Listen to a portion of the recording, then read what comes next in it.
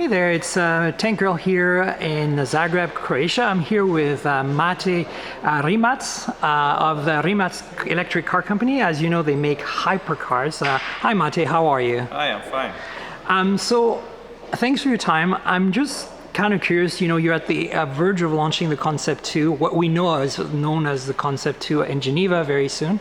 And right behind you is a beautiful Concept 1 pre-production prototype, I guess.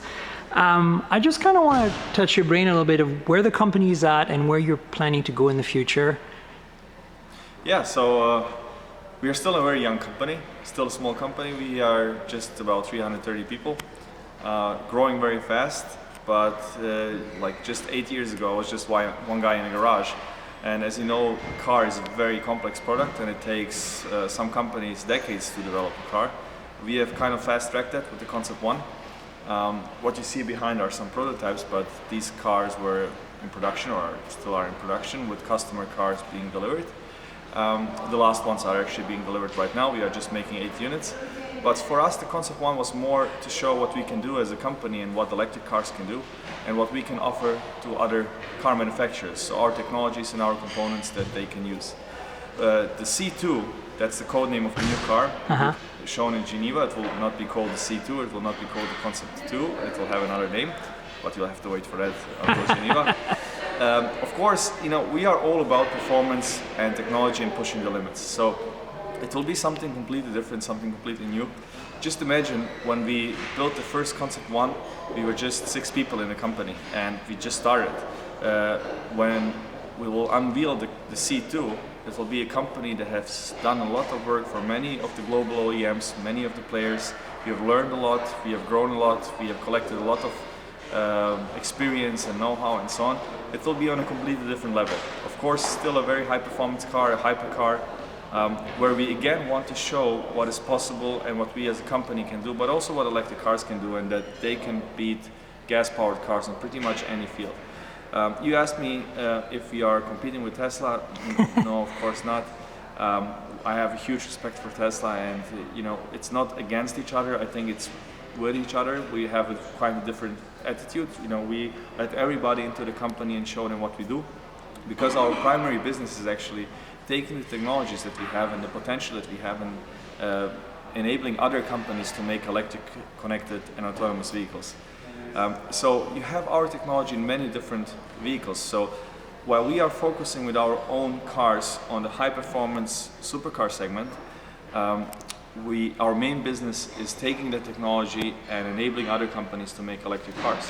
So you can find our components in our systems in cars like the Aston Martin Valkyrie, Koenigsegg Agera, Jaguar cars, but also a lot of different OEMs that I cannot mention at the moment. For example, we are right now working on secret projects. Yeah, that's one of the things I don't like about the industry actually, and I'm quite open about this. I also tell it to our customers that I don't like that it's so closed and they don't allow, it's so secretive, super secretive. You have to sign 5 NDAs before you can talk to anybody, and then once you do something, nobody can know about it.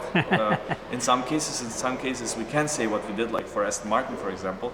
But we also work for a lot of the big European car manufacturers, and we are doing some really interesting projects, but we can't say anything about it yet. Hopefully one day we can. So what we are actually doing, our main business is helping other companies to go electric and connected and so on. And there we are going into mass production. Right. So we have served quite low volume projects until now. Like in the beginning of the company, we have bootstrapped our way into a car company by doing like prototyping projects for other OEMs. Then in the last couple of years, it was more low volume, like Aston Martin Valkyrie, for example, which is 200 units. And now we are going into high volume for us, which is still like niche manufacturing for the big OEMs, which is a few thousand units per year. But we are getting there, and we are a sustainable company. We are profitable for the last 4 or 5 years, which is pretty rare in this industry, while everybody else is burning billions. But our way to grow was by doing these kind of things for the OEMs. Also, one of the reasons is because it's very hard to get access to capital in this region, in Croatia. Yeah, no, I can imagine that. The US investors, it's a different world. shying away from some strange little country in Europe. Where the hell is that even? So we kind of bootstrapped our way out.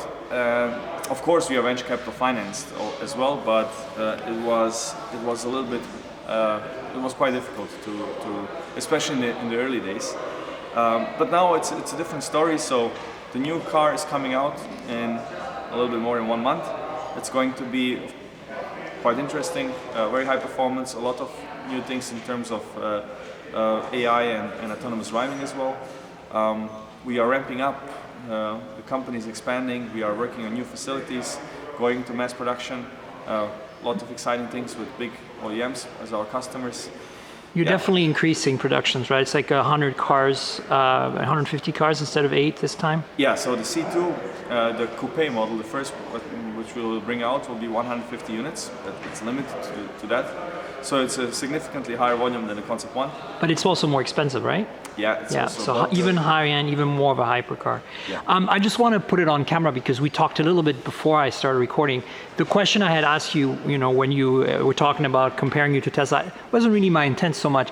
I was more saying that I feel as a super high-end, high-tech EV leader in the field, you have an opportunity, like Tesla has already done, to bring electrification to the masses.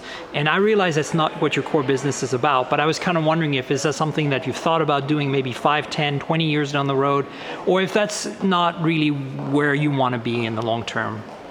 Well, our DNA is to make electric sports cars. I've started this company because I wanted to prove that electric cars can be fast and fun and exciting, and we are good at that. We are good at making high-performance electric cars. There are many other people that are now trying, especially in China, to build affordable electric cars, and they are investing billions and billions into that. So our roadmap isn't going beyond supercars with our own cars, but as you know, we are helping other companies to make more affordable electric cars with our systems and technologies and so on. But to build, we have people here walking in and out every day that want to start their own company and come to us. Like just in the last week, we had 3 companies here that want to develop new cars from scratch, and I have to tell them, everybody's inspired by the success of Tesla and thinks it's easy. They open up the door. It's not easy. It's very difficult to make a car. They open the door of a Tesla and say, look, it has Mercedes switches and the door is not pretty. My Audi has a better door, so I can make a better car than Tesla did. That's what people Good luck. Yeah, good luck. And we tell them, it would be the easiest thing for us to say, great idea, we'll take your money and do it for you. But we want to be realistic and we want to be part of successful projects, so people have to first understand. Far the Future is a great example, billions and billions behind this company, and they have figured out how difficult it is to make a car, and they are struggling now. Of course, like many others do and many others will do. For Tesla, the stars aligned at the right time, at the right place, and they did a great job. But it's not easy to do it. The car is a very difficult product, and the supply chain and this retail network and all of that. So for us, staying with supercars, we will not make affordable cars under our own brand, but as I said, our technology is trickling down to other. Right, and that's what technology does, and that's the wonder thing about it is electric cars are so much simpler than regular cars. So there's a good chance your technology is going to end up in a very affordable car at some point. So that's exciting. Yes, exactly. The technology can end up in an affordable car, but again, also for the performance, for the electrification of other cars, for other OEMs, we are also more focused, I must say, on the high-end premium segment, because we don't have the scale yet. We are not there yet to be cost competitive on the ultra low cost components. It will take still some time to get there for us, and there are other companies that are trying to be more in the mainstream. We still are more about the more exciting projects, not the supercars. Don't get me wrong, we are not talking about the cars in the millions, but in the cars of the, let's say, $100,000, $80,000, euros, whatever price range. That's where our components are targeted at. So the drivetrain, the powertrain, the battery. And also what you have to understand is there will be a lot of lost jobs in the auto industry because the engine is disappearing or will be disappearing. Definitely. So the car manufacturers need to catch that up with manufacturing the battery systems and the powertrains and so on. So for the mainstream low-cost models, they will do it mostly themselves. Yep. So we are there to do the things that where they don't have the focus on or where they are not so good at, is the high performance and lower volume projects, at least for now. We can't go from one day from building prototypes to the other day to building millions of components. Oh no, yeah, it doesn't work. I mean, and also your emphasis right now is on, making a lot of things in-house. That's the thing that surprised me the most. I kind of knew there were some parallels between you and Pagani and you and Koenigsegg, but seeing, getting the tour of your facilities here really made me realize, wow, you really do everything. Yeah. And it's really exciting. My background's in engineering, so obviously I'm like, wow, like seeing how much craftsmanship goes into thing was really remarkable. I mean, intuitively I knew it, but actually being here to see it was a whole different story. Well, I think there's no other company where you can really, lock yourself in with a blank sheet of paper and design, engineer, build the whole car. We are one of these rare places in the world, maybe one of the very few ones that you can count on the fingers of one hand. I don't know of any other car manufacturer that's so vertically integrated, but this would never work if you would just be a car manufacturer. It would never make sense. It only makes sense because we do these kind of things for the other car manufacturers as well. And also because of the location, we didn't have the supply chain around us in Croatia because there is no car industry, so we had to be self-sufficient.